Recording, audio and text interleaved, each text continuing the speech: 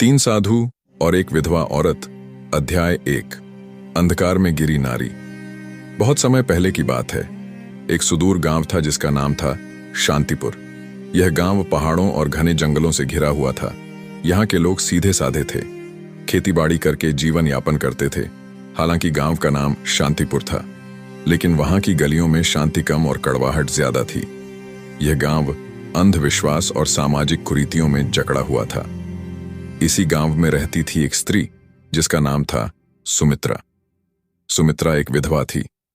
उसके पति की मृत्यु हुए 3 वर्ष बीत चुके थे। जब उसके पति हरप्रसाद की बीमारी से मौत हुई, तब से उसके जीवन में सिवाय आंसुओं और तानों के कुछ भी नहीं बचा था। हरिप्रसाद गांव के एक साधारण किसान थे। उनका घर छोटा सा था, मगर उसमें सुमित्रा के साथ उनका प्यार और आपसी समझदारी बसती थी। मगर जैसे ही हरप्रसाद की मृत्यु हुई, सुमित्रा का संसार अंधकार में डूब गया। गांव वाले उसे एक अशुभ स्त्री मानने लगे। गांव की औरतें उसके साथ उठने बैठने से कतरातीं। पुरुष उसे तानों और अपमान से नवाजते। बच्चों को कहा जाता कि सुमित्रा के घर के पास भी न जाए। हर सुबह जब सुमित्रा गांव के कुएं पर पानी भरने जाती, तो औरतें आपस में फुसफुसाती, देखो, यह अभागन आ गई। जिसके पांव जहां पड़ जाते हैं, वहां कुछ अशुभ ही होता है। सुमित्रा ने कई बार इन तानों को अनसुना करने की कोशिश की, मगर उनकी बातों के कांटे उसके दिल को चीरते रहे। रातें उसके लिए और भी कठिन होती हैं। जब पूरा गांव गहरी नींद में सो जाता, सुमित्रा आंगन में बैठकर आसमान की ओर देखती। चांद की चांदनी उसकी आंखों में आंसू भर देती। वह अक्सर अपने पति की तस्वीर के आगे दीप जलाकर रोती और भगवान से पूछती, आखिर मैंने कौन सा पाप किया है जो मेरा जीवन इस तरह नर्क बन गया। कई बार उसने गांव छोड़कर जाने की भी सोची, मगर कहां जाती। उसके माता पिता बहुत पहले ही चल बसे थे। भाई बहनों ने उसके विधवा होते ही मुंह फेर लिया। एक दिन जब सुमित्रा अपनी टूटी फूटी झोपड़ी के बाहर बैठी थी, तभी उसने देखा कि गांव के बाहर वाले रास्ते पर 3 साधु चले आ रहे हैं। वे सफेद दाढ़ी वाले भगवा वस्त्र पहने हुए थे। उनके चेहरे पर तेज था, मगर आंखों में एक अजीब सा रहस्य झलक रहा था। गांव वालों ने उन साधुओं को देखते ही उनके चारों ओर घेरा बना लिया। सभी ने उनके पांव छुए और आशीर्वाद मांगा। गांव के मुखिया ने साधुओं से विनती की, महाराज कृपया हमारे गांव में कुछ दिन रुके, हमें आपका आशीर्वाद चाहिए। साधुओं ने गांव में रुकने के लिए हामी भर दी, लेकिन फिर उनकी नजर सुमित्रा पर पड़ी। उनमें से सबसे वृद्ध साधु ने सुमित्रा को देखते ही कहा, यह स्त्री दुख से घिरी है, मगर इसके भाग्य में कुछ अनोखा लिखा है। गांव वाले यह सुनकर चौंक गए। उन्हें विश्वास नहीं हो रहा था कि वही सुमित्रा जिसे वे अशुभ मानते थे, उसके भाग्य में कुछ खास हो सकता है। सुमित्रा खुद भी हैरान थी। उसके मन में सवाल उठे, आखिर यह साधु कौन है और मेरे भाग्य के बारे में ऐसा क्यों कह रहे हैं। तीनों साधु गांव के बीचों बीच स्थित एक पुराने मंदिर में ठहरे। यह मंदिर वर्षों से वीरान पड़ा था, मगर साधुओं के आते ही वहां रौनक लौट आई। गांव वाले उन्हें देखने के लिए रोज वहां पहुंचते और उनके प्रवचनों को सुनते। सुमित्रा भी मंदिर के बाहर खड़ी होकर साधुओं की बातें सुनती, लेकिन गांव के लोग उसे भीतर जाने नहीं देते थे। एक दिन जब सभी लोग प्रवचन सुन रहे थे, तब सबसे वृद्ध साधु ने कहा, हर व्यक्ति के जीवन में दुख आते हैं, लेकिन केवल वही व्यक्ति अपने भाग्य को बदल सकता है जो अपने भीतर छिपे रहस्य को पहचान ले। सुमित्रा को यह सुनकर अजीब लगा। वह सोचने लगी, क्या मैं अपने दोहक को दूर कर सकती हूं? क्या मैं भी अपने भाग्य को बदल सकती हूं? 3 साधु कौन थे? तीनों साधु साधारण व्यक्ति नहीं थे। उनकी आंखों में गहरी समझ थी और उनके शब्दों में अपार शक्ति। पहले साधु का नाम था ज्ञानानंद। वे आध्यात्मिक ज्ञान के झाता थे। उनका कहना था कि दुनिया में कोई भी दोहक तब तक समाप्त नहीं हो सकता जब तक मनुष्य स्वयं को नहीं पहचान लेता। तो दूसरे साधु का नाम था कर्मंद। वे कर्म के सिद्धांत को मानते थे। उनका कहना था कि भाग्य से बड़ा केवल कर्म होता है। यदि किसी का जीवन अंधकारमय है, तो उसे केवल अपने कर्मों से ही रोशनी में बदला जा सकता है। तीसरे साधु का नाम था ध्यानानंद। वे साधना और ध्यान के मार्ग पर चलते थे। उनका कहना था कि आत्मा को शांत करके, मन को नियंत्रित करके, और अपने भीतर छिपे रहस्य को पहचान ले, सुमित्रा को यह सुनकर अजीब लगा। वह सोचने लगी, क्या मैं अपने भाग्य को बदल सकती हूँ? क्या मैं भी अपने कर्मों को बदल सकती हूँ? 3 साधु कौन थे? तीनों साधु साधारण व्यक्ति नहीं थे। उनकी आंखों में गहरी समझ थी और उनके शब्दों में अपार शक्ति। पहले कोई भी व्यक्ति अपने दुखों से मुक्ति पा सकता है। रात के समय जब गांव वाले अपने घर चले गए तो सुमित्रा मंदिर के पास आई। उसे विश्वास नहीं हो रहा था कि तीनों साधु सच में उससे मिलना चाहते हैं। जैसे ही वह मंदिर के अंदर पहुंची, तीनों साधु उसकी ओर देखने लगे। कुछ देर तक कोई कुछ नहीं बोला। फिर ज्ञानानंद बोले, तुम हमें क्यों ढूंढ रही हो पुत्री? सुमित्रा कांपते हुए बोली, मुझे कुछ समझ नहीं आता। मैं बस यह जानना चाहती हूं कि मेरे जीवन में इतना दुहक क्यों है? मैंने किसी का क्या बिगाड़ा है? तीनों साधु मुस्कुराए। करमंद ने कहा, दुनिया में कोई भी दुख बिना कारण नहीं आता। तुमने अपने पूर्व जन्मों में जो किया है उसका ही परिणाम तुम्हें इस जन्म में मिला है। लेकिन घबराओ मत, क्योंकि हर कर्म को नए कर्मों से बदला जा सकता है। सुमित्रा ने आंखें भरते हुए पूछा, क्या मैं अपना भाग्य बदल सकती हूं?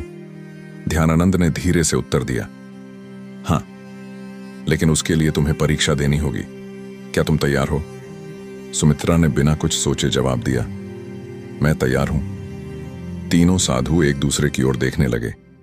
यह देखकर ऐसा लग रहा था जैसे वे किसी रहस्य को जानते हों।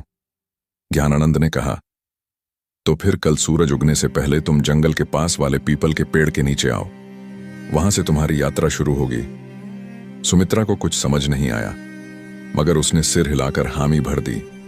गांव में फैली अफवाह। अगले दिन गांव में यह खबर आग की तरह फैल गई कि तीनों साधुओं ने सुमित्रा को जंगल में बुलाया है। गांव के लोग आपस में चर्चा करने लगे, क्या ये साधु इसे कोई वरदान देने वाले हैं या फिर इसे श्राप मिलेगा? गांव की कुछ औरतें आपस में फुसफुसाने लगीं, कहीं यह साधु हमें धोखा तो नहीं दे रहे। लेकिन सुमित्रा को इन बातों से कोई फर्क नहीं पड़ा। उसे केवल इस बात की चिंता थी कि आखिर जंगल में उसके साथ क्या होने वाला है। उस रात सुमित्रा सो नहीं सकी। वह बार बार सोच रही थी, क्या सच में कोई मेरी मदद कर सकता है या यह भी सिर्फ एक और छलावा है? लेकिन अब वह ठान चुकी थी कि चाहे कुछ भी हो जाए, वह अगले दिन सूरज उगने से पहले जंगल के पास जाएगी। यह खड़े थे, वे गहरी तपस्या में लीन थे। उनके चारों ओर एक अद्भुत शांति फैली हुई थी। सुमित्रा ने हाथ जोड़कर प्रणाम किया और कहा, मैं आ गई हूं महाराज। अब मुझे बताइए कि मेरी परीक्षा क्या है? ज्ञानानंद ने आंखें खोलीं और बोले, यह संसार एक भ्रम है पुत्री। जो इसे समझ लेता है वही अपने भाग्य को बदल सकता है। लेकिन इससे पहले कि हम तुम्हें ज्ञान दें, तुम्हें अपनी परीक्षा देनी होगी। करमंद ने कहा, हम तुम्हें इस जंगल में छोड़ रहे हैं। तुम्हें रात भर अकेले यहीं रहना होगा। ये जंगल बहुत रहस्यमयी है। यहाँ जंगली जानवर भी हैं और अदृश्य शक्तियां भी। लेकिन अगर तुमने अपना डर छोड़ दिया तो तुम पहली परीक्षा पास कर जाओगी। सुमित्रा को यह सुनकर झटका लगा। रात भर अकेले जंगल में वह डर गई थी, लेकिन उसने अपने भीतर हिम्मत जुटाई और कहा, मैं तैयार हूं। तीनों साधु मुस्कुराए और बोले, हम कल सुबह सूरज उगने के बाद यहां आएंगे। तब तक तुम्हें अकेले रहना होगा। इतना कहकर तीनों साधु जंगल के दूसरे छोर की ओर चले गए और सुमित्रा अकेली रह गई। शाम ढलते ही जंगल में अंधेरा छाने लगा। चारों ओर अजीब अजीब सी आवाजें आने लगीं। दूर किसी पेड़ पर उल्लू बोल रहा था। झाड़ियों में कुछ सरसराने की आवाजें आ रही थीं। सुमित्रा ने अपने दिल को संभाला और एक पेड़ के नीचे बैठ गई। लेकिन जैसे ही रात गहराने लगी, भय भी बढ़ने लगा। अचानक उसे लगा कि कोई परछाई उसकी ओर बढ़ रही है। उसका दिल जोर जोर से धड़कने लगा। क्या यह कोई जंगली जानवर है या कोई भूत? लेकिन तभी उसे साधुओं की बात याद आई, अगर तुमने अपना डर छोड़ दिया तो तुम पहली परीक्षा पास कर जाओगी। उसने अपनी आंखें बंद की, गहरी सांस ली और खुद से कहा, मुझे डरना नहीं चाहिए। मैं यहां अकेली नहीं हूं, मेरे साथ भगवान है। जैसे ही उसने यह सोचा, वह परछाई धीरे धीरे गायब हो गई। रात भर वह इसी तरह अपने डर से लड़ती रही। कभी कोई आवाज सुनाई देती, कभी अजीब सा कंपन महसूस होता, लेकिन उसने खुद को शांत रखा और हिम्मत नहीं हारी। सुबह की पहली किरण और सफलता। जैसे ही सूरज की पहली किरण जंगल में पड़ी, सुमित्रा ने राहत की सांस ली। थोड़ी देर बाद तीनों साधु वहां पहुंचे और देखा कि सुमित्रा मुस्कुरा रही है। ज्ञानानंद बोले, पुत्री, तुमने अपनी पहली परीक्षा पास कर ली। तुमने डर को जीत लिया। अब तुम्हारे जीवन में बड़ा बदलाव आने वाला है। सुमित्रा की आंखों में आशा की चमक थी। वह समझ गई थी कि डर केवल हमारे मन में होता है और जब हम उसका सामना करते हैं तो वह खुद ही समाप्त हो जाता है। सुमित्रा की पहली जीत जंगल में भय से भरी रात बिताने के बाद सुमित्रा की आंखों में अब डर की जगह आत्मविश्वास था। जब सूरज की पहली किरणें जंगल की शाखाओं से छनकर उसके चेहरे पर पड़ी तो उसने महसूस किया कि वह पहले से कहीं अधिक शांत और मजबूत हो चुकी थी। तीनों साधु मुस्कुरा रहे थे। ज्ञानानंद बोले, पुत्री, तुमने पहली परीक्षा पास कर ली। अब तुम तैयार हो दूसरी परीक्षा के लिए। सुमित्रा ने विनम्रता से सिर झुकाया और कहा, मैं तैयार हूं महाराज। 3 साधुओं का रहस्य। तीनों साधु सुमित्रा को लेकर एक पहाड़ी के ऊपर बने एक पुराने मंदिर में गए। यह मंदिर देखने में साधारण था, लेकिन वहां एक अजीब सी ऊर्जा महसूस हो रही थी। जैसे ही सुमित्रा ने मंदिर के द्वार पर कदम रखा, उसे अपने शरीर में एक हल्की कंपन महसूस हुई। तभी ध्यानानंद ने कहा, अब समय आ गया है कि हम तुम्हें अपने वास्तविक स्वरूप के बारे में बताएं। सुमित्रा चौंक गई। आपका वास्तविक स्वरूप? ज्ञानानंद ने अपनी आंखें बंद की और अचानक उनके शरीर से एक तेज प्रकाश निकलने लगा। उसी क्षण कर्मानंद और ध्यानानंद भी प्रकाश से घिर गए। कुछ ही क्षणों में उनके सामने साधारण मनुष्यों के बजाय 3 दिव्य प्राणियों की आकृतियां खड़ी थीं। वे देवता थे। सुमित्रा विस्मय से देखती रह गई। वह कुछ कह ही नहीं पाई। कर्मंद बोले, हम साधारण साधु नहीं हैं पुत्री। हम तीनों ब्रह्मा, विष्णु और महेश के दूत हैं और इस पृथ्वी पर कुछ विशेष उद्देश्यों के लिए आए हैं। ध्यानानंद आगे बोले, हमें आदेश मिला था कि हम किसी ऐसे व्यक्ति की परीक्षा लें जो सच्चे मन से अपने भाग्य को बदलना चाहता हो, और हमने तुम्हें चुना। सुमित्रा की आंखों में आंसू आ गए। उसे अब समझ में आ रहा था कि यह साधु कोई आम संत नहीं थे। दूसरी परीक्षा त्याग और समर्पण। ज्ञानानंद ने कहा, तुमने डर पर विजय पा ली, लेकिन अब तुम्हें एक और परीक्षा देनी होगी, त्याग की परीक्षा। सुमित्रा ने पूछा, क्या त्याग करना होगा? कर्मानंद बोले, तुम्हें अपने सबसे प्रिय वस्तु का त्याग करना होगा, वही वस्तु जिससे तुम्हारा सबसे अधिक लगाव हो। सुमित्रा सोच में पड़ गई। उसके पास वैसे भी कुछ नहीं था, मगर फिर उसे अपने पति की तस्वीर याद आई। हरिप्रसाद की मृत्यु के बाद वही एक चीज थी जिससे वह खुद को जोड़कर रखती थी। जब भी वह दुखी होती, उस तस्वीर को देखती और अपने पति को याद करती। उसने धीरे से पूछा, क्या मुझे अपने पति की तस्वीर छोड़नी होगी? ध्यानानंद बोले, अगर वही तुम्हारी सबसे प्रिय वस्तु है तो हां, लेकिन याद रखो, सच्चा त्याग तभी होता है जब वह स्वेच्छा से किया जाए। अगर तुम इस परीक्षा के लिए तैयार नहीं हो तो हम तुम्हें बाध्य नहीं करेंगे। सुमित्रा के मन में संघर्ष शुरू हो गया। क्या वह अपने पति की अंतिम निशानी को छोड़ सकती है? उसने कुछ देर सोचा और फिर कहा, अगर मेरे जीवन को बदलने के लिए यह आवश्यक है तो मैं तैयार हूं।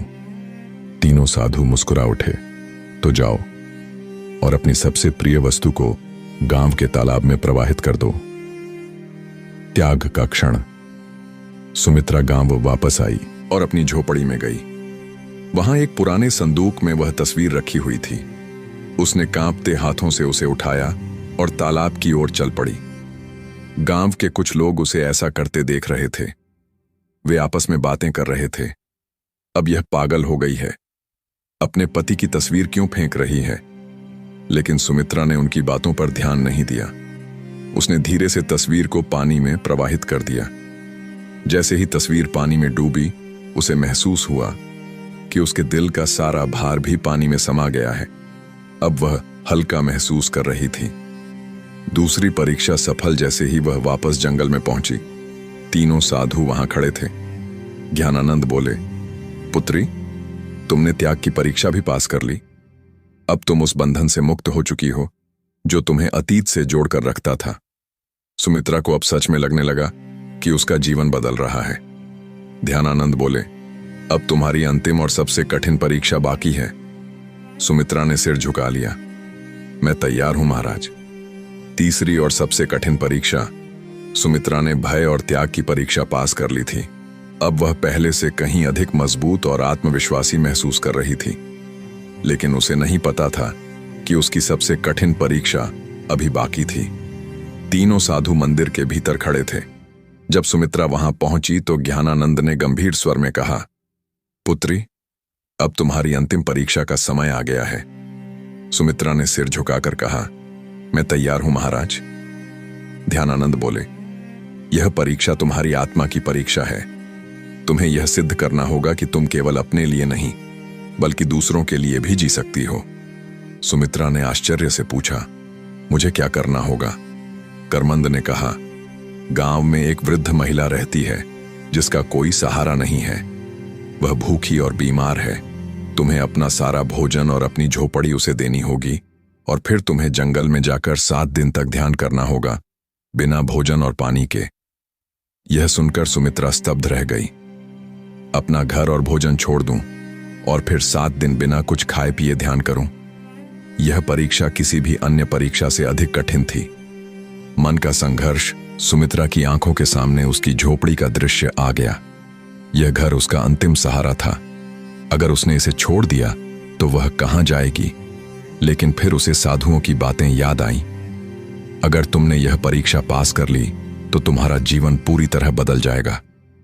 सुमित्रा ने अपने भीतर झांका और फैसला किया, ठीक है महाराज, मैं यह करने के लिए तैयार हूं। सब कुछ छोड़ना।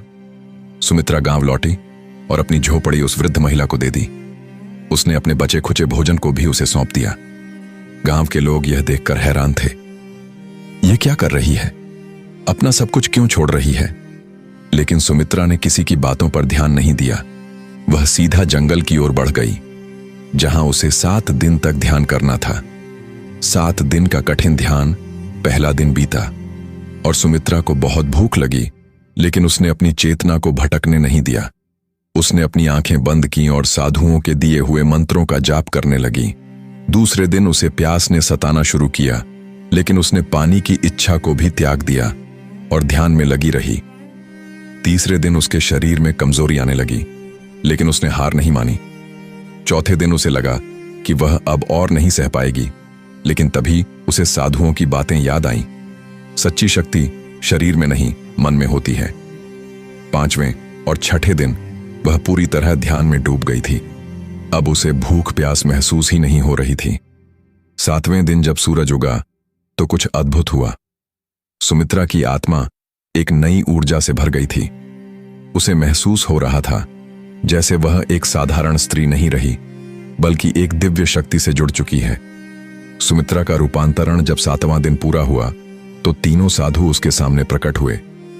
ज्ञानानंद बोले, पुत्री, तुमने अपनी अंतिम परीक्षा भी पास कर ली।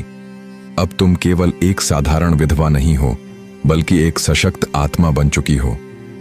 कर्मानंद बोले, तुम्हारे भीतर अब वह शक्ति आ गई है जिससे तुम न केवल अपना बल्कि दूसरों का भी भाग्य बदल सकती हो।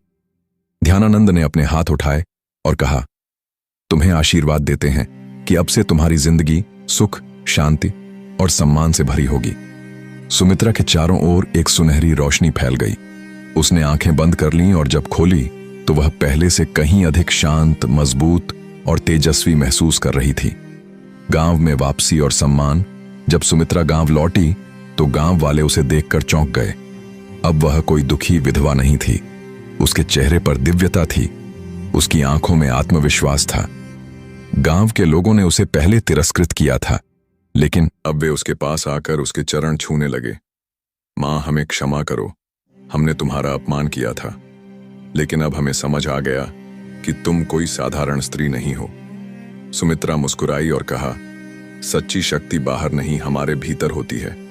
जब हम अपने डर, अपने मोह और अपने अहंकार को त्याग देते हैं, तभी हम असली शक्ति को प्राप्त कर सकते हैं। गांव वालों ने उसे गांव की सम्माननीय महिला घोषित कर दिया। अब वह पूरे गांव की मार्गदर्शक बन गई थी। वीडियो पसंद आई हो तो चैनल को सब्सक्राइब जरूर कर लीजिए